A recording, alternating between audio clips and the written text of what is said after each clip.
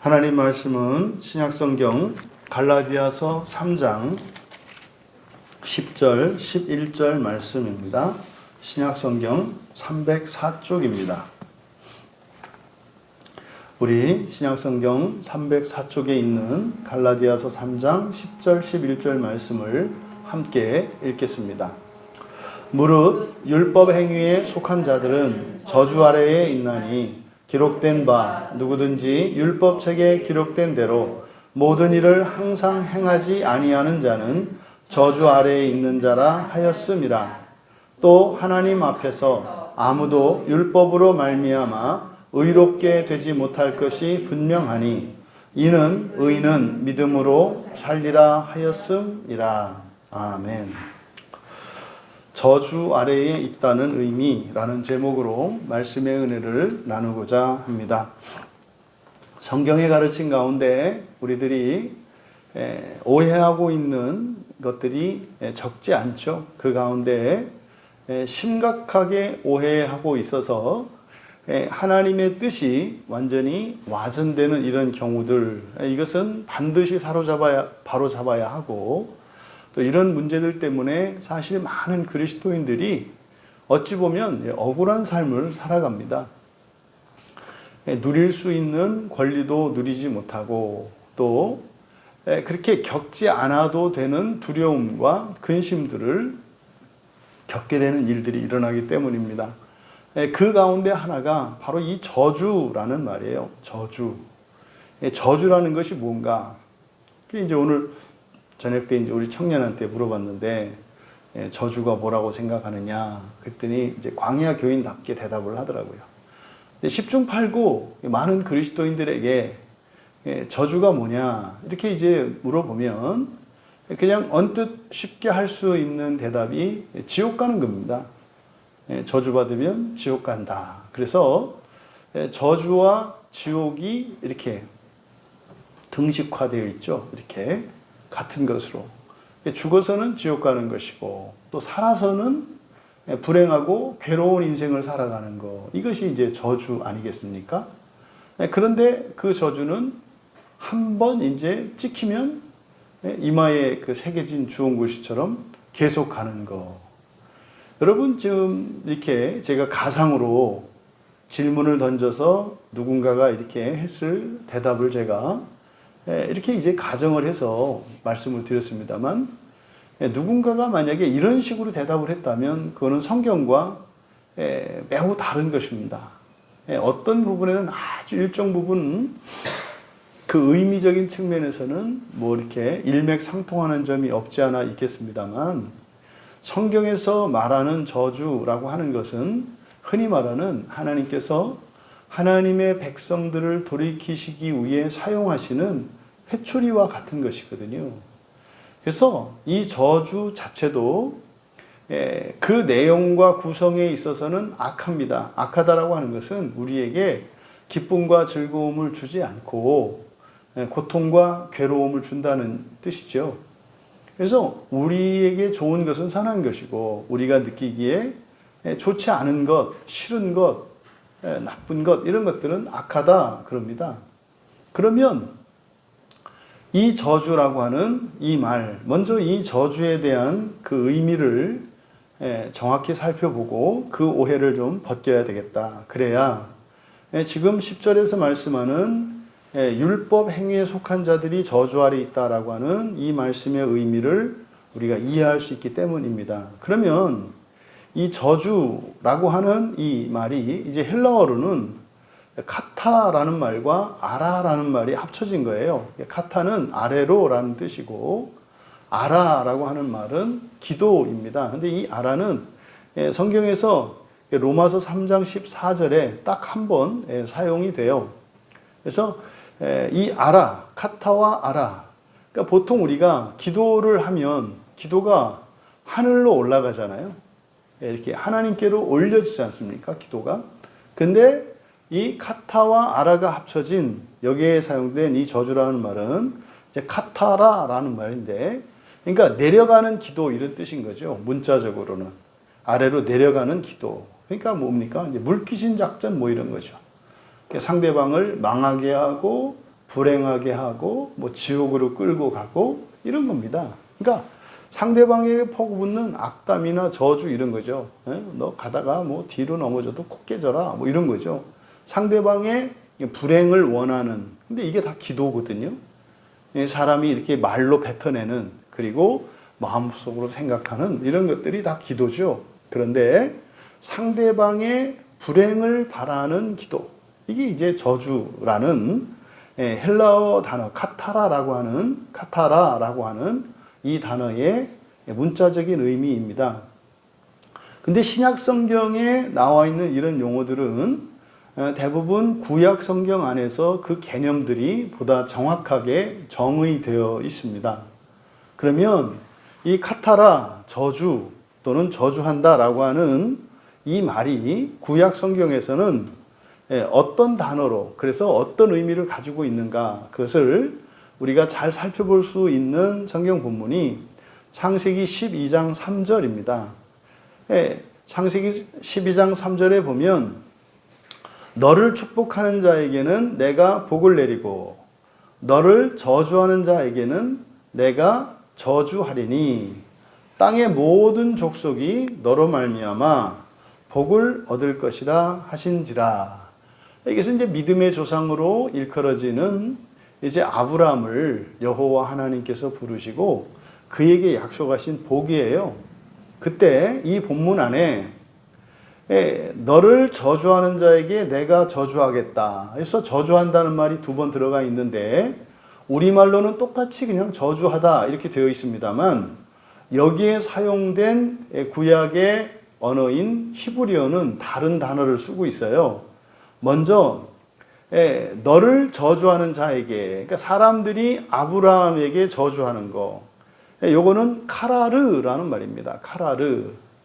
그리고 여호와 하나님께서 그 사람, 아브라함을 저주하는 그 사람에게 여호와께서 저주하시겠다고 약속하셨는데 그때 저주한다라는 말은 아라르라는 말이에요. 아라르. 그러면 카라르와 아라르라고 하는 2개의 단어가 사용되고 있는데 이것이 똑같이 신약에서는 그냥 카타라라고 하는 저주라고 같이 똑같은 헬라어 단어로 번역이 됩니다. 그러면 이 저주한다라고 하는 이 개념이 이 2가지 의미가 있는 거예요. 카라르와 아라르. 그러면 카라르, 사람들이 아브라함을 저주하는 거죠. 이 카라르의 의미는 격화시키는 겁니다. 그러니까 완전한 것을 불완전하게 만들고요. 완전한 것을 불완전하게 만들고요. 복되고 풍요로운 것을 제거시키는 거예요. 그러니까요, 불행하게 만드는 거죠. 그래서 이 카라르의 의미는 이런 부재의 상태, 부재 또는 결핍 또는 낮은 상태로 격화시키는 거예요. 이게 카라르의 의미입니다. 그러니까요, 건강한 사람에게 건강을 잃어버리도록, 재산이 없어지도록, 신분이 높은 사람이 신분이 낮아지도록, 그가 무엇을 가지고 있던 것을 상실하도록 하는 것이 카라르예요. 그러니까 여호와 하나님께서 아브라함에게 하신 이 말씀, 사람들이 너에게 저주하면 할 때 그 저주는 뭐예요? 그러니까 아브라함이 불행하게 되기를 원하는 모든 말들을 말해요. 모든 말들. 이것을 카라르라고 한다. 그때 이제 다음에 이제 여호와 하나님께서 저주하겠다라고 할 때 아라르, 이 아라르라는 것은요, 이게 묵다, 또 제한하다 이런 뜻이거든요. 그러니까 활동과 능력과 자유 등을 구속하고 제한한다는 의미예요. 이 아라르는. 그러니까 저주한다는 의미에 2가지가 있는 겁니다. 원상태, 온전한 상태에서 낮아지게 하는 것이 저주의 의미이고, 또 하나는 앞으로 더 나아갈 수 없도록 그가 할 수 있는 것을 하지 못하도록 하는 이러한 저주의 의미, 이 2가지 의미가 있다. 그러면 이 저주, 이 저주받은 것을 마치 이게 이제 구원에서 영원히 배제된 것으로 오해하면 안 됩니다. 그리고 한 번 저주를 받으면 영원한 것으로 오해해서도 안 된다 이 말이죠. 성경에 이 사용된 용례들을 보면 먼저 이 뱀이 저주를 받고 그리고 땅도 저주를 받잖아요. 창세기 3장 17절에 땅이 저주를 받습니다. 땅이. 그래서 이때 땅이 저주를 받았다라고 할 때 이게 이제 아라르이거든요. 여기에 사용된 저주는. 그러니까요. 땅이 제 기능을 하지 못하는 거죠. 땅이 묶여버리는 바람에. 제 기능을 못하는 거예요. 그러니까 마치 그런 겁니다. 자전거에다가 이렇게 뭡니까? 자물쇠 이런 거를 채워놓게 되면은 못 나가잖아요. 이게 아라르인 거죠. 카타르는 타이어를 펑크내가지고 고장내는 것이 카라르고 아라르는 그걸 고장내키는 거는 아닌데 쓸 수 없도록 이렇게 자물쇠 같은 거로 채워놓는 거죠. 근데 여기에 사용된 창세기 3장 17절에 땅이 받은 저주라고 하는 것은 이게 묶여 있는 거예요. 그러니까 땅 자체를 완전히 고장내킨 것이 아니라 제 기능을 하지 못하도록 하나님이 꾹 눌러 놓으시는 거예요. 그런데 말입니다. 그 땅이 저주를 받았잖아요. 근데요, 창세기 5장 29절에 이제 노아의 등장이 나와요. 노아. 그러니까 이름을 노아라고 하는데 왜 그랬느냐? 여호와께서 땅을 저주하심으로 수고롭게 하는 우리를 이제 이 아들이 안위하리라. 그러니까요, 이 땅의 저주가 풀리는 것에 대한 그 암시와 예언이 이 노아에게 있는 거예요. 그러니까 한번 내려진 저주가 영원한 것이 아니다 이 말이에요. 영원한 것이 아니다. 이 저주는 사실은 벗겨주기 위해서. 왜요? 하나님의 구원의 진전을 위하여 일시적으로 억제시키시는 거예요.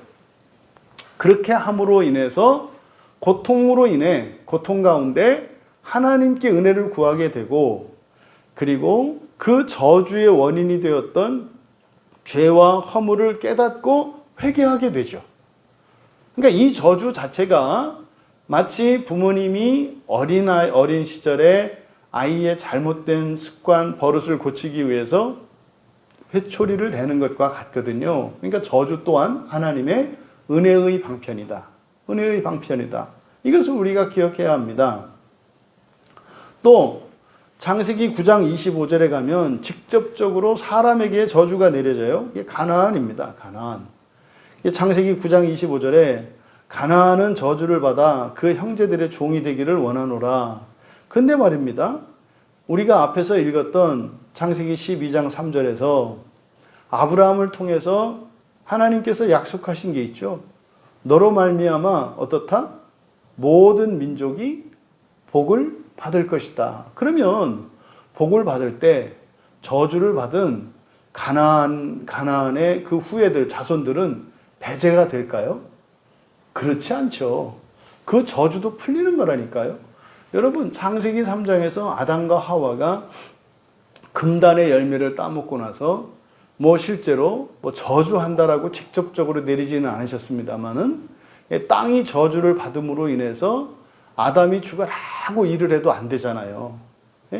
자물쇠로 채워져 있는 그 자전거 위에 올라가서 가려고 아무리 낑낑대봐야 한 바퀴도 안 굴러가잖아요. 그래서 죽어라고 땅을 일구고 노력을 합니다만 가시덩굴하고 엉겅퀴가 막 나오는 거 아닙니까? 그러니까 사실은 결국은 아담도 저주를 받은 거죠. 하와도 말입니다.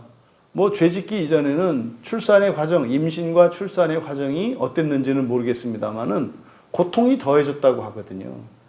그러니까 이 모든 것들이 어떤 의미에서 보면은 죄의 결과로 일어난 저주예요. 근데요, 우리가 예수를 믿으면 어떻게 되죠? 구원을 받잖아요. 구원받는다는 게 무슨 의미입니까? 이런 모든 재한과 이런 오염과 부패로부터 회복되는 것을 의미하잖아요.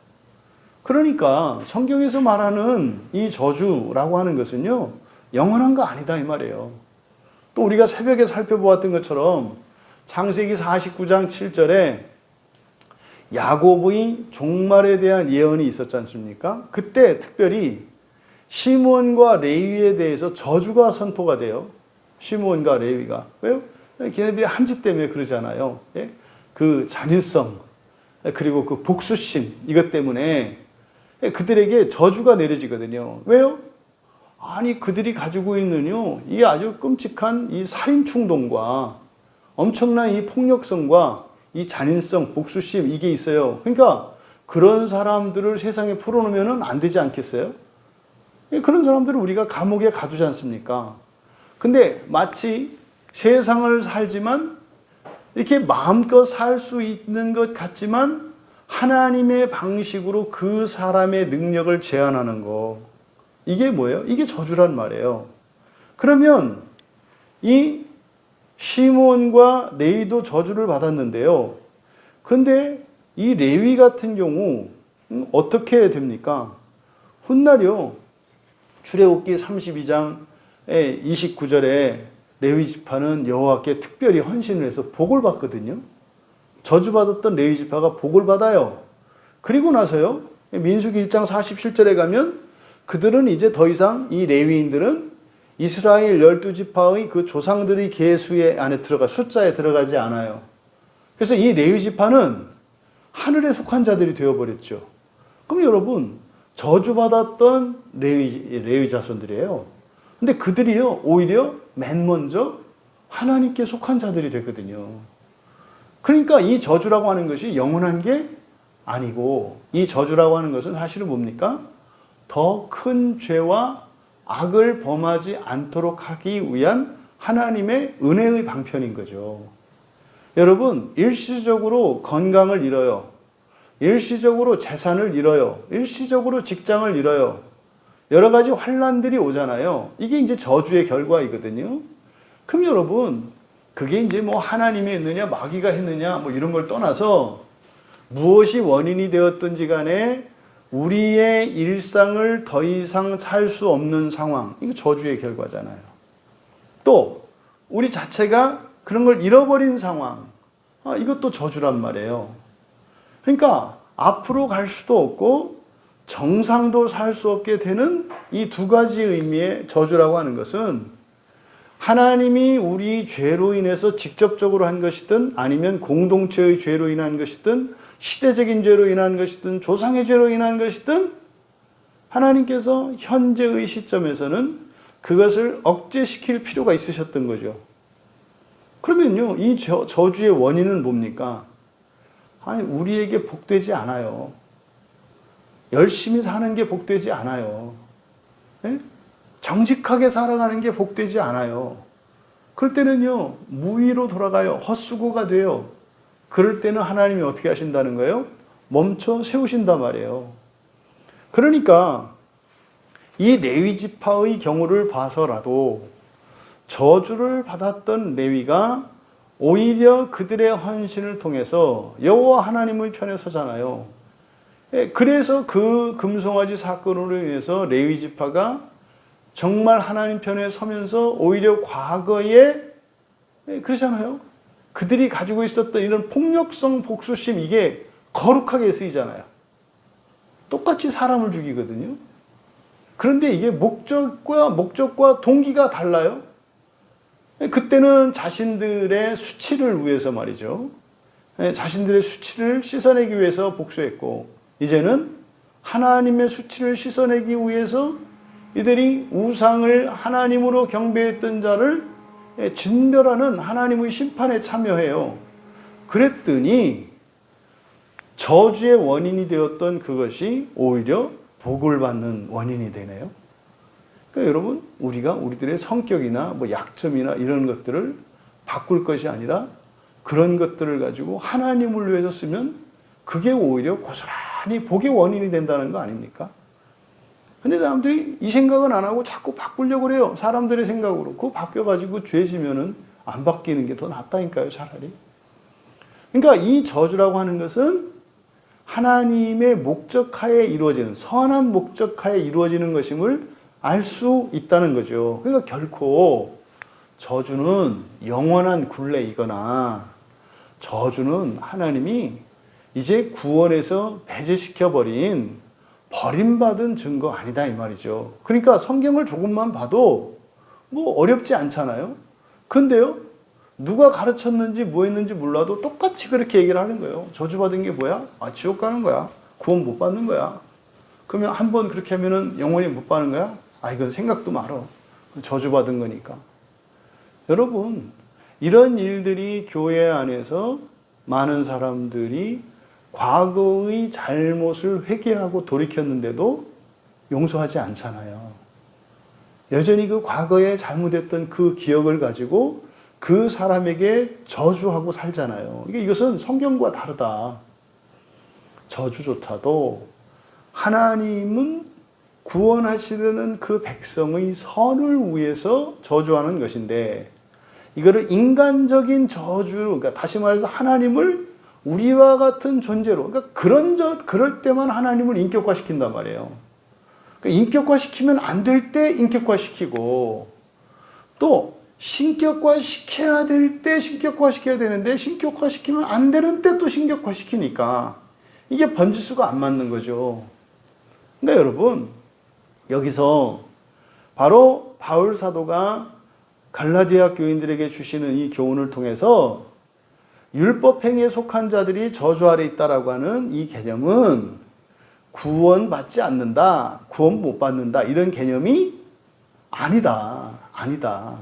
그러니까요, 그냥 눈대중으로 봐도 이 얘기는 어떤 얘기인가요? 율법 행위에 속한 자들은 손을 좀 봐야 된다, 이런 의미인 거죠. 손을 좀 봐야 한다.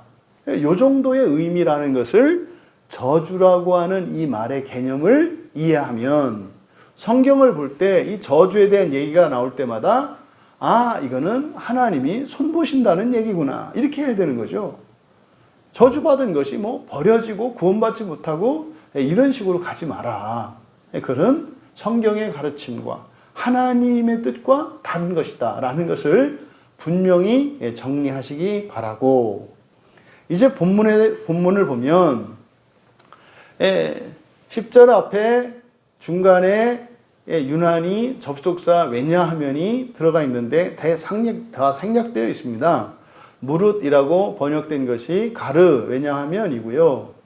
또 기록된 바 할 때 그 앞에 거기에도 이렇게 이제 표시를 하시고, 거기도 왜냐하면이 생략되어 있어요. 맨 처음 10절의 맨 처음과 저주 아래 있나니와 기록된 바 사이에 왜냐하면이 또 생략되어 있어요.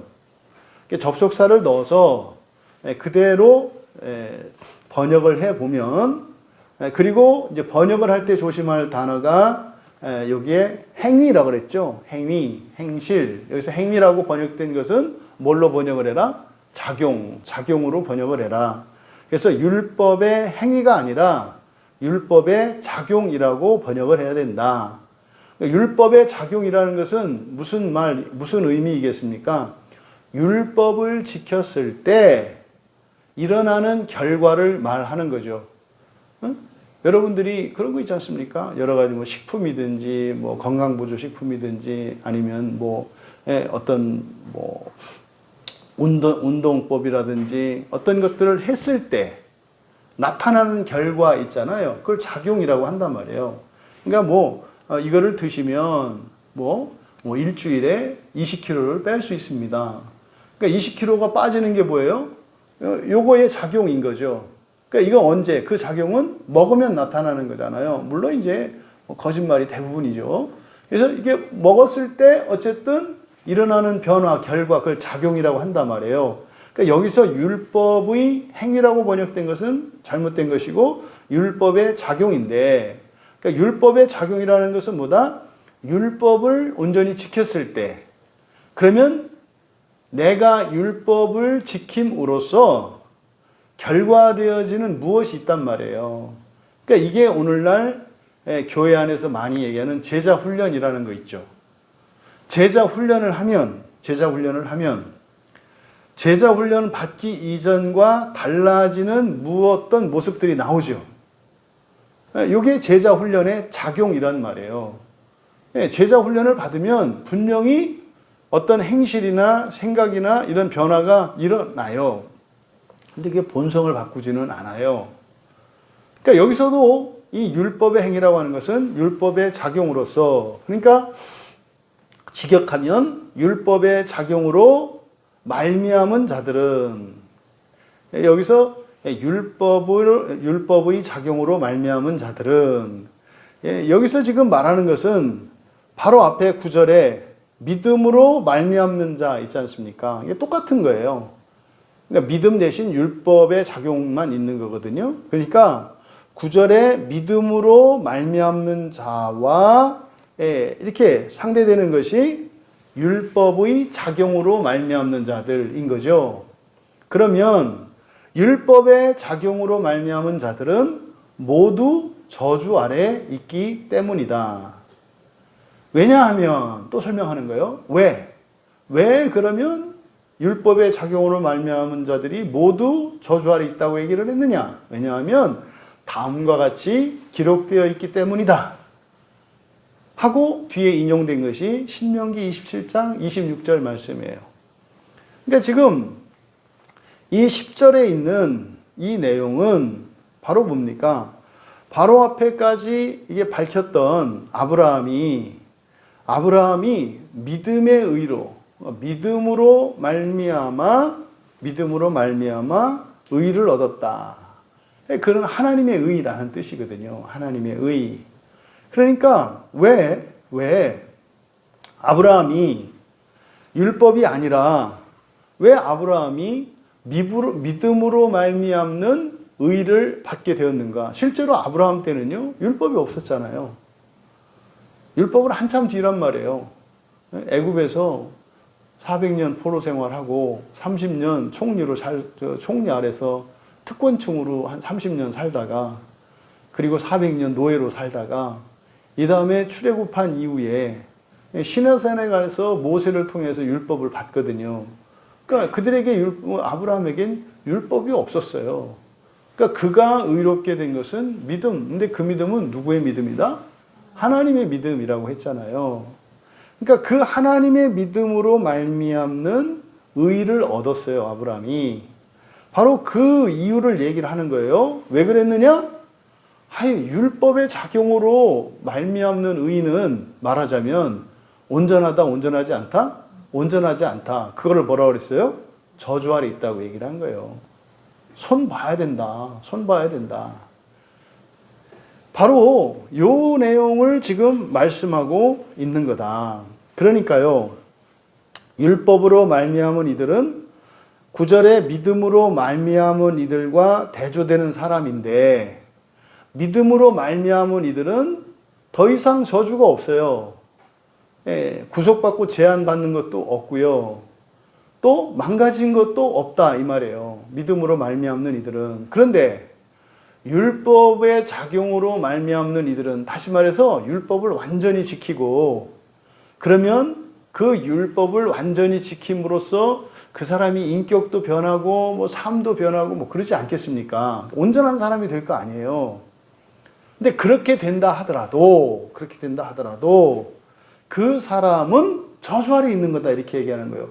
조심할 것은 신명기에서 말씀한 이 말씀, 그 뒤에 기록된 바, 신명기 27장 26절 말씀이라고 말씀을 드렸는데, 그것들을 지금 우리말 성경에는 모든 일을 항상 행하지 아니하는 자는 저주 아래에 있는 자라 하였음이라. 여기 이제 이렇게 기록되어 있는데요. 실제로 구약 성경에 신명기 27장 26절에 가면 우리말 번역이 이렇게 돼 있어요. 이 율법의 말씀을 실행하지 아니하는 자는 저주를 받을 것이라 할 것이요.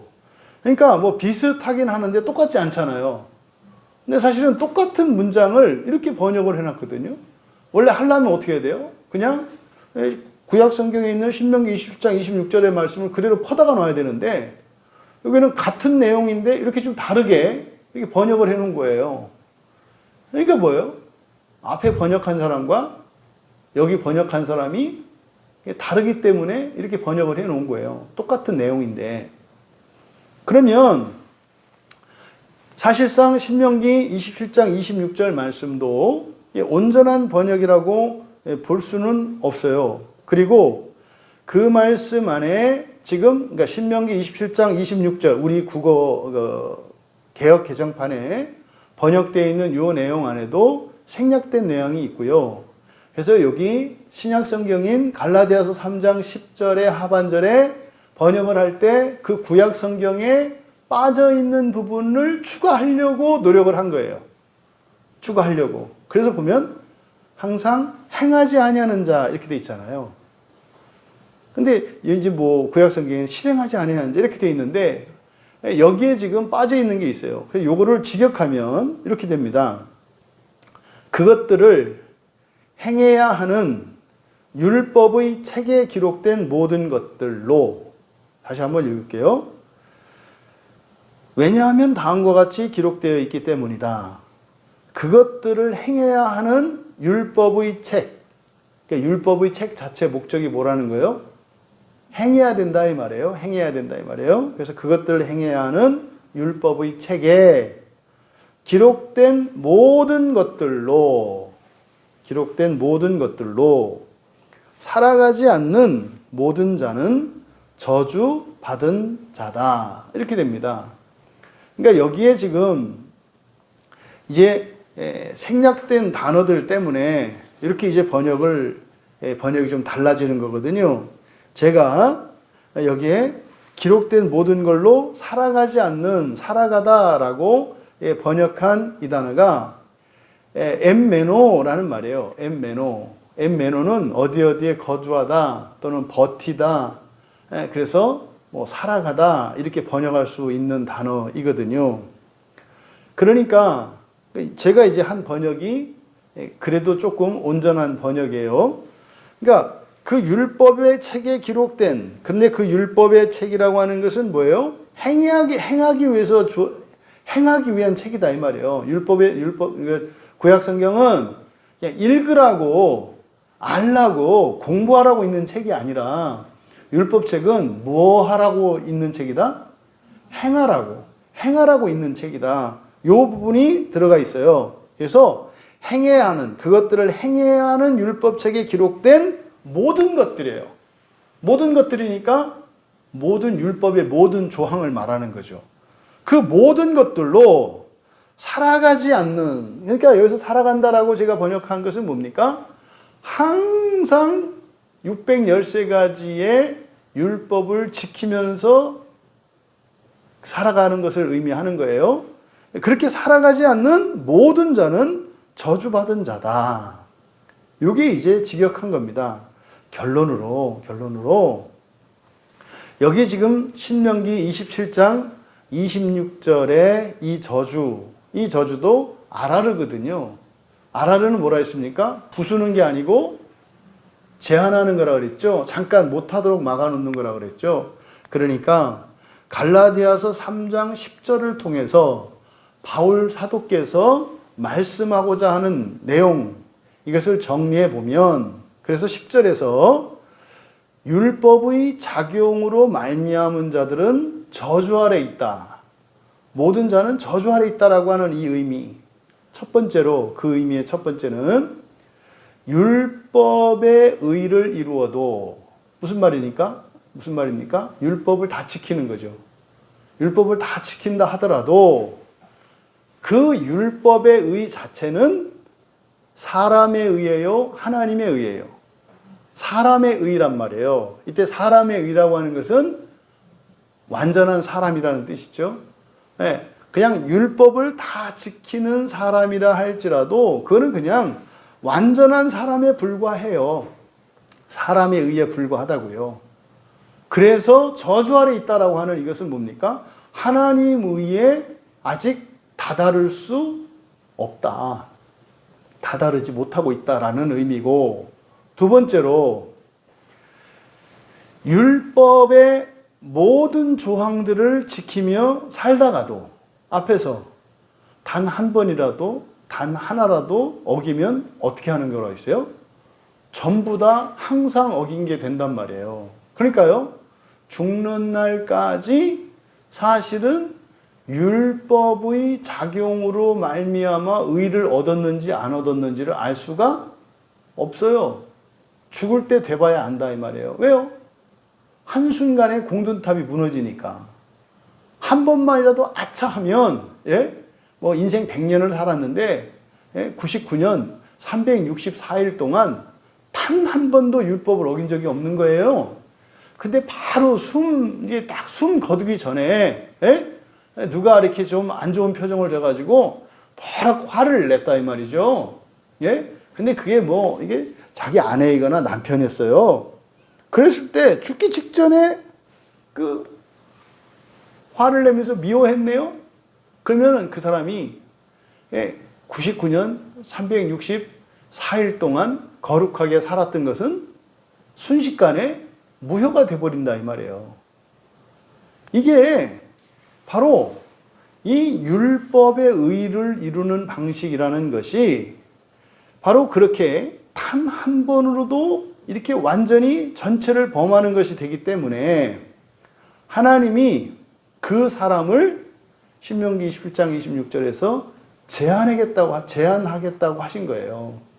그래서요, 우리가 아무리 하나님이 우리에게 주시려고 하는 그 하나님의 의에 다다를 수 없어요. 율법 아래 있으면. 왜요? 제한되어 있기 때문에 다다를 수가 없다. 이것이 10절에 있는 내용이다. 그리고 11절에도 또 접속사 호티라고 하는 접속사가 붙어 있어요. 이것은 이유를 나타내기도 하고 전체를 이끌기도 하는데 여기서는 전부 이유입니다. 그래서 왜냐하면 또 하나님 앞에서 아무도 율법으로 말미암아 의롭게 되지 못할 것이 분명하기 때문이다. 전부 이유들이에요. 11절의 상반절도 이유. 또 이는 여기도 호티, 이것도 왜냐하면이에요. 전부 왜냐하면 의인은 믿음으로 살리라 하였기 때문이다. 먼저 11절의 상반절, 하나님 앞에서, 여기서 앞에서라고 번역되어 있는데 이게 지금 우리말 성경에 전부 요걸 앞에서라고 번역되어 있어요. 여기에 사용된 전치사가 파라거든요. 파라라고 하는 말은요, 옆에, 나란히, 가까이 이런 뜻이에요. 파라, 나란히, 곁에 이런 뜻이에요. 근데 이게 이해가 안 되죠. 왜요? 이 구원에 대한 전제가 잘못되어 있기 때문에 이게 무슨 말인지 이해가 안 되는 거예요. 그러니까 지금 하나님과 나란히거든요. 이때는 파라토떼오. 그래서 하나님과 나란히 어깨를 견준다 이런 말이에요. 그러니까 하나님과 거의 같아지는 것을 말해요.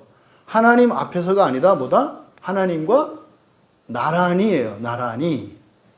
밥 먹을 때 이렇게 같이 먹는 거를 뭐 겸상이라고 그러잖아요. 옛날에 이 반상의 차별이 있을 때 양반은 양반끼리 먹고 이렇게 상놈들은 상놈들끼리 먹고 그랬잖아요. 옛날 반상 차별이 있을 때 그때 함께 먹는다는 것은 같은 신분을 의미하죠. 겸상한다 그래요. 같이. 요게 요 파라의 의미예요. 파라토떼오 그러면은 하나님과 나란히 이런 뜻이거든요. 그러면 지금 11절의 상반절은 번역 자체가 잘못되어 있어요. 지금 우리말 성경은 하나님 앞에서 아무도 율법으로 말미암아 의롭게 되지 못할 게 분명하다. 의미는 맞아요. 이 내용은 틀린 내용은 아니에요. 하지만 성경의 요 11절의 그 말씀 내용은 아니에요. 지금 11절에 우리말 성경에 있는 그 내용을 문자적으로 그대로 이해하면 율법으로 하나님 앞에서 의롭게 될 수 없지. 뭐 어떻게 하나님 앞에서 의로워질 수 있겠어. 뭐 이런 얘기잖아요. 근데 여러분 성경에 의롭다 칭함받은 사람이 있어요, 없어요?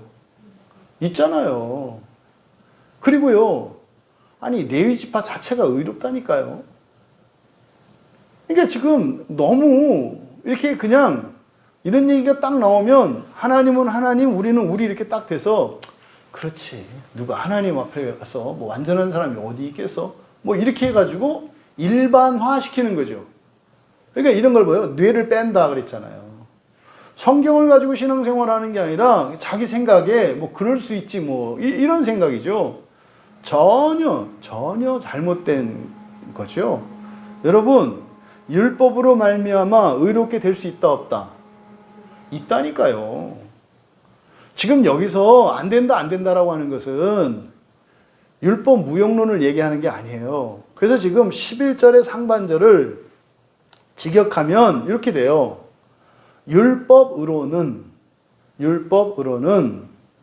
그 누구도 하나님과 나란히 의롭게 될 수 없는 것은 분명하기 때문이다. 여러분들은 이거 이해되시죠?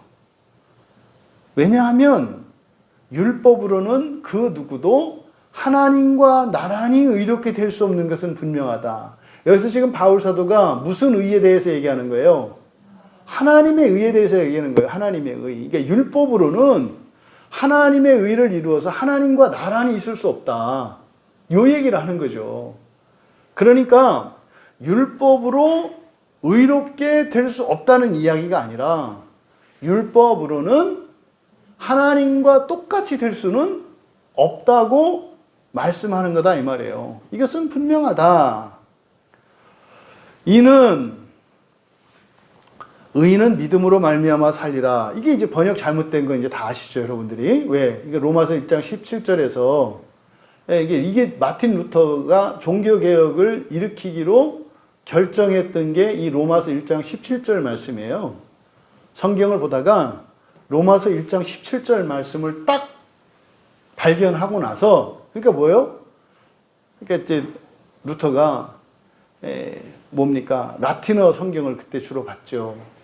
중세에서는, 로마교에서는 불가타 성경, 라틴어로 된 성경을 봤어요. 그러다가 아마 이 루터가 헬라어 원문을 본 것 같아요.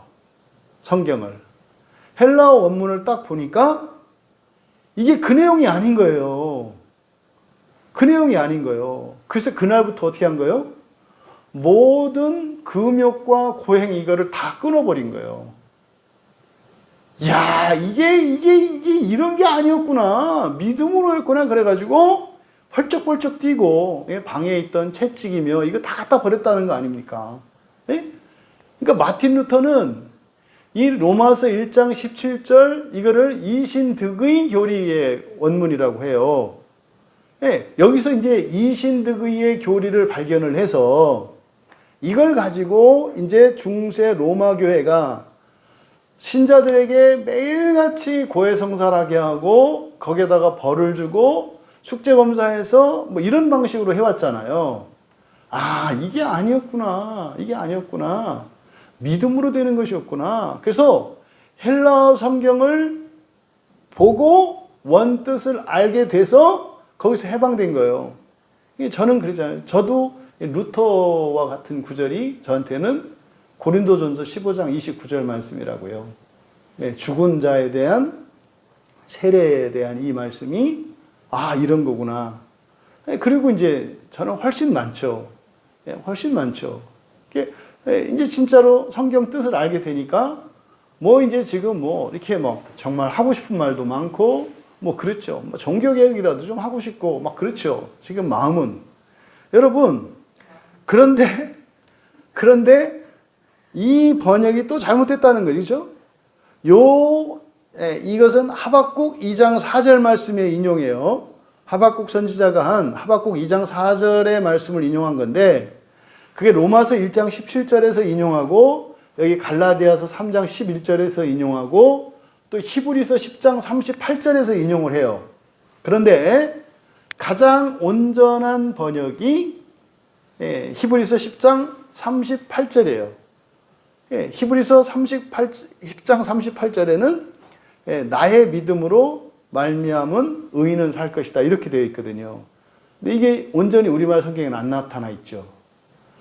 이게 하박국 2장 4절은 그의 믿음 이렇게 되어 있어요. 그의 믿음으로. 그러면 그가 누구냐 이거예요. 그가. 그래서 우리말 성경에서는 그냥 그라고 번역을 했어요. 그러니까 우리 사람의 믿음. 그런데 70인역에서는 이거는 그때 그는 3인칭으로 나타났기 때문에 하나님도 3인칭 대명사를 쓴 거예요. 그래서 하나님의 믿음이에요. 하나님의 믿음. 하나님의 믿음. 그래서 히브리서 10장 38절에 나의 믿음으로 말미암은 이렇게 된다고 그랬죠. 이게 지금 우리들이 계속 이야기했던 하나님의 믿음과 사람의 믿음에 대한 이야기예요. 굉장히 중요한 거예요. 루터는 이거를 사람의 믿음으로 이해했어요. 사람의 믿음으로. 그러니까요, 신약 성경 헬라어 본문은 봤는데 구약 성경 70인역은 보지 않았던 거예요. 신약 성경에서 인용하는 구약 성경은 70인역을 인용을 한다고요. 그러니까 루터도 뭐 사람이니까. 그래서 70인역은 보지 않았기 때문에 여기서 믿음은 믿음으로 말미암아 할 때 그 믿음은 하나님의 믿음인데 사람의 믿음으로 이해한 거예요. 그래서 루터가 했던 종교개혁이 뭐예요? 믿으면 돼 했어요. 믿으면 돼. 그래가지고 어떻게 했다고요? 교회가 난장판이 났다고요. 술 주정뱅이 들이더니 술병 갖고 들어오고요. 뭐 노름에 난리가 났어요. 왜요? 고해성사 안 해도 되고요. 율법을 안 지켜도 되고요. 뭘로 된다고요? 내가 믿으면 된다고.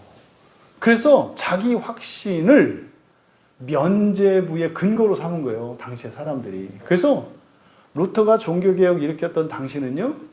그때 사람들이 하나님께 감사하고 찬양하고 더 거룩하게 된 게 아니라 완전히 난장판이 돼버렸다니까요. 그러니까 루터가 실수한 게 뭐였다고요? 이 믿음은 사람의 믿음이 아니라 하나님의 믿음이었다고요. 하나님의 믿음.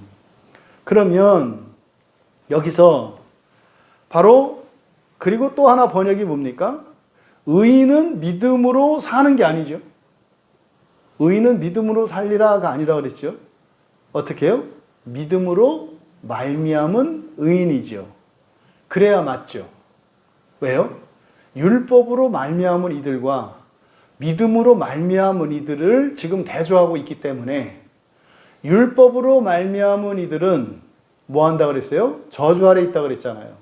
그러니까 믿음으로 말미암은 이들은 저주 없고 이제는 살 것이다. 이렇게 대조가 되는 거예요. 그래서 11절의 하반절을 그대로 번역하면 왜냐하면 믿음으로 말미암은 의인은 살 것이기 때문이다. 그러면 여기서 10절과 11절은 두 종류의 의인을 제시하고 있다. 10절에 율법의 행위에 속한 자들이라고 우리말 성경에 번역되어 있는 율법의 작용으로 말미암은 의죠. 율법의 작용으로 말미암은 의인이 있고 11절에서는 뭐예요? 하나님의 믿음으로 말미암은 의인이 있는 거예요. 그러면 율법의 작용으로 말미암은 의인은 저주 아래 있을 것이고 무슨 말이에요? 더 해야 한다 이 말이에요. 하나님의 믿음으로 말미암은 이들은 살 것이다. 여기서 산다는 것은 부활을 의미한다는 거 아시겠죠? 그러면 10절에서 저주 아래 있다라고 할 때 이 저주는 죽음 이후에 있는 저주는 뭘 의미해요? 지옥을 의미하는 거예요. 그런 의미에서 저주가 지옥이다라는 건 맞죠. 근데 이때 지옥 간다는 것은 구원받지 못하고 버림받는다는 의미가 아니라 율법을 지켜서 율법의 작용으로 말미암아 사람으로서 완전하게 된 사람이라 하더라도 하나님의 믿음으로 말미암는 하나님의 의를 덧입지 않으면 부활할 수 없다는 이야기예요. 이 얘기를 지금 여기서 하고 있습니다. 여러분, 여기서 율법의 의에 대한 오해 짚고 넘어가야 되죠. 율법의 작용으로 말미암아 의에 이룰 수 없다고 하는 것은 하나님의 의에 이룰 수 없다는 말이지 율법을 지켰을 때 아무런 작용이 없다는 말이 아니다. 아니다. 여러분, 그래서 이걸 오해하니까 예수 믿는 사람들이 예의도 안 지키고요. 법도 안 지키는 일이 일어나는 거예요. 여러분, 어떻게 그런 일이 일어나요? 은근히 마치 기독교인들은 이 나라의 법이나 도덕이나 상식 위에 있는 그런 사람인 것처럼 착각해요. 뭐의 이름으로? 종교의 이름으로. 종교의 이름으로. 심지어 이 기독교라고 하는 종교의 이름으로 사람을 잔인하게 죽이는 극악무도한 그 살인마들이나 할 수 있는 일들을 기독교의 이름으로 자행했잖아요. 왜 그래요? 율법으로는 뭐 아무것도 이룰 수 없다. 의롭게 할 수 없다. 그러니까 하나님의 의에 대해서 얘기를 하는데 사람들은 그것을 사람의 의로 바꾸어 놓고, 그러니까요, 불교 신자나 유교, 불교 신자가 아니죠. 불교도나 또 유교인이나 또는 뭐 다른 어떤 종교인들보다 못 미치는 이런 사람들이 자꾸 생겨나요. 왜요? 이 사람들은 그러니까 뭐예요?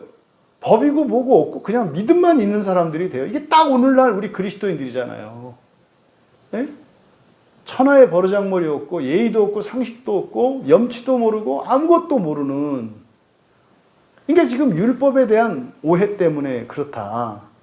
그래서 절대로 여러분 신약 성경 어디에도 율법 무용론, 율법 폐기론을 이야기하지 않아요. 다만 율법을 다 지킨다 하더라도 하나님의 의를 이룰 수 없다고 말하는 것이지 율법 자체가 아무런 기능을 하지 않는다라고 말하는 거 아니라니까요. 여러분 어렸을 때부터 여러분 자녀들을 십계명을 집에다가 딱 붙여놓고 말이죠. 십계명을 지키면서 살라고 하고요.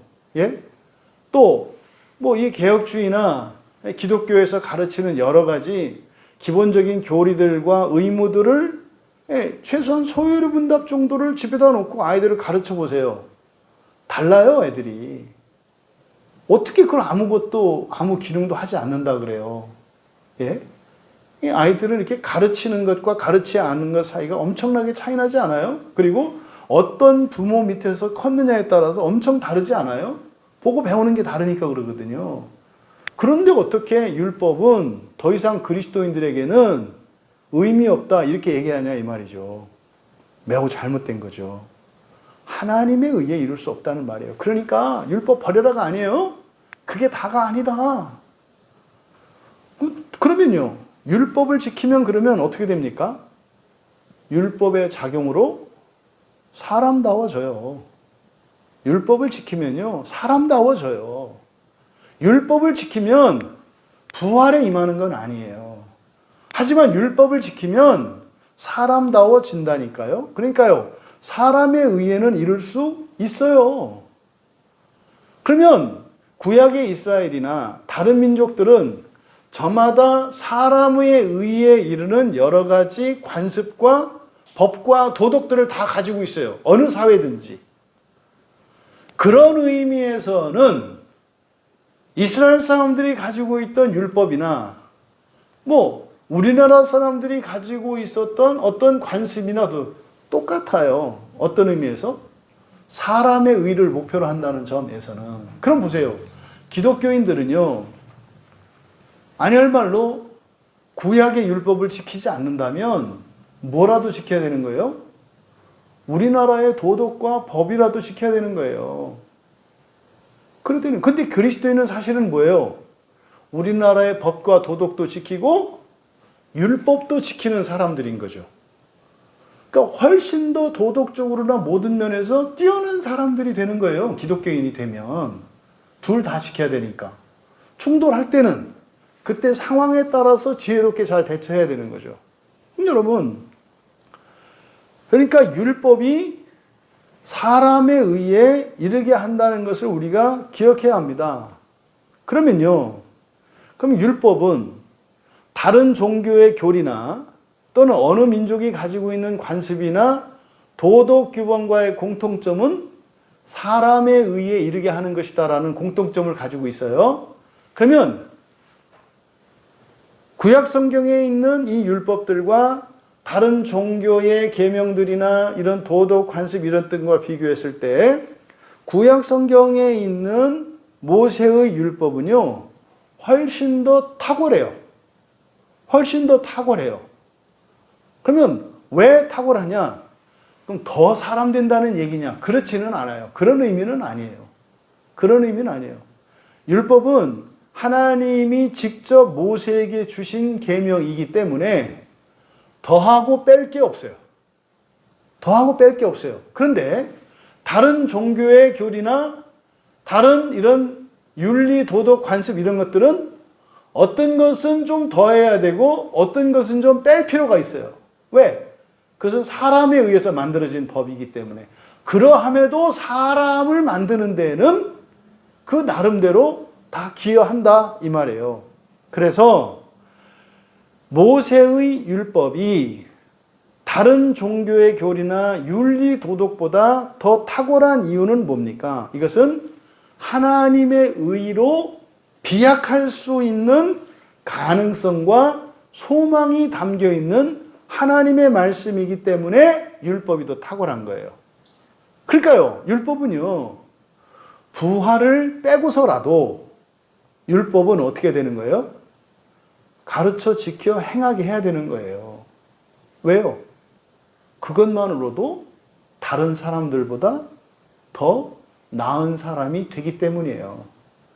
율법을 지키면 구원받는다. 이때 구원이 부활을 의미한다면 아닌 거죠. 하지만 율법을 지켜 행하는 그것은 하나님의 의에 이르는데 굉장한 유익이 있습니다. 우리나라 공자님 말씀을 듣는다고 해서 그런 유익은 없어요. 단지 성인 군자 되는데 도움이 될 뿐이에요. 하나님의 아들 되는 거하고는 상관이 없다 이 말이에요.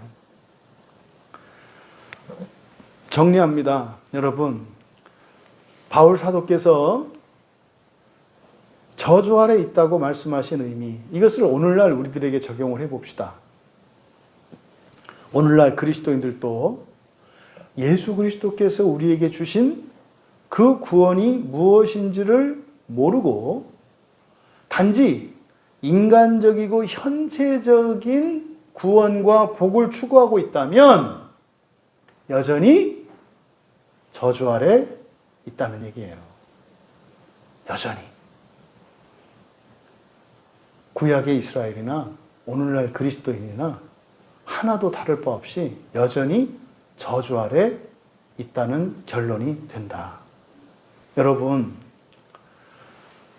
두 번째로 여기에서 말하는 믿음으로 말미암는 의. 그때 그 믿음은 나의 믿음이 아니라 누구의 믿음이다? 하나님의 믿음, 예수님의 믿음이다. 우리의 믿음보다 하나님의 믿음이 우선할 뿐만 아니라 탁월하다는 사실을 깨달아 저주에서 벗어날 수 있기를 바랍니다. 종종 많은 사람들이 구원과 믿음을 연결 지을 때 자꾸만 자기의 믿음을 확인하려고 해요. 자기의 확신과 자기의 삶 속에 어떤 믿음의 증거들을 찾아서 그것을 그걸 조립해서 구원을 만들어내려고 해요. 없다니까요. 그것은 말은 자기의 믿음이라고 할 때 그 믿음은 어쩌면 율법의 작용으로 말미암는 의를 용어만 우리가 믿음이라고 바꿔서 말하는 것일 수 있어요. 사실은 그게 율법으로 말미암는 거죠. 왜요? 나의 행실, 나의 어떠함, 그 율법의 조건들이잖아요. 하나님의 믿음, 그러니까 이것은 여러분들이 깊이 생각해 보셔야 하고 기도하셔야 되는 거예요. 나의 믿음이 아니라 하나님의 믿음으로 내가 하나님의 자녀 되어 간다고 하는 이 말씀의 의미를 여러분들이 자꾸 생각을 해 보셔야 돼요. 자꾸. 그럼 여러분 마음속에서 성령께서 여러분의 전 인격을 새롭게 하세요. 그래서 그것을 깨닫게 하신다니까요. 세 번째로 하나님의 의를 목표로 예수님의 믿음으로 우리의 믿음을 싹 틔우고 가꾸며 그렇게 성장해 나가는 우리 모두가 되기를 바랍니다. 왜요? 우리 모두 저주 아래 있기 때문입니다. 저주 아래 있다고 하는 것은 구원받지 못한다는 얘기가 아니라 여전히 하나님의 의와 사람의 의를 우리가 함께 추구하는데 우리의 중심은 어떤 의를 추구하기 위해서 살아가야 된다는 거예요? 하나님의 의를 추구하기 위해서 살아가야 한다고요. 그러면 부수적으로 사람의 의가 따라오는 거예요. 그러니까요, 사람이 어떤가 봐서 그 사람의 믿음을 점검하는 게 아니라 그 사람의 믿음을 가지고 그 사람을 판단해야 되는 거예요. 무슨 말입니까? 하나님의 믿음을 믿는 사람이 더 가능성이 있고 더 거룩한 사람이다 이 말이에요. 사람의 믿음과 사람의 확신을 따라가는 사람들은 그것은 덫에 걸리는 거예요. 지금 오늘날 다 이단들이 가르치는 것은 어떤 믿음입니까? 다 사람의 믿음이에요. 사람의 믿음. 그러니까 또 다른 형태의 율법의 작용으로 말미암는 의지요. 다만 그것을 이름을 바꿔가지고 상표에다가 뭐 싹 지우고 매직으로 지우고 거기다 이렇게 쓰는 거예요.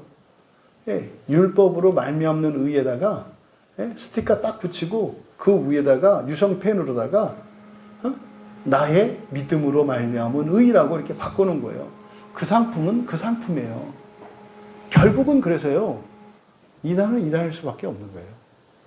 부디 저주 아래 있다고 하는 이 말들에 대한 여러분들의 오해가 벗겨지기를 바라고 우리 스스로 주님 내가 저주 아래 있습니다. 고백하기를 두려워하지 않기를 바랍니다.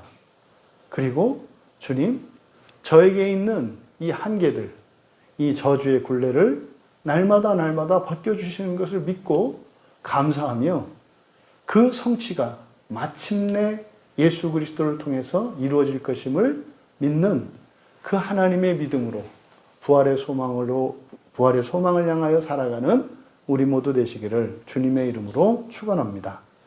우리 말씀을 생각하며 잠시 기도합니다. 여러분들은 저주 아래 있다고 하는 이 말들을 어떻게 이해하고 계셨습니까?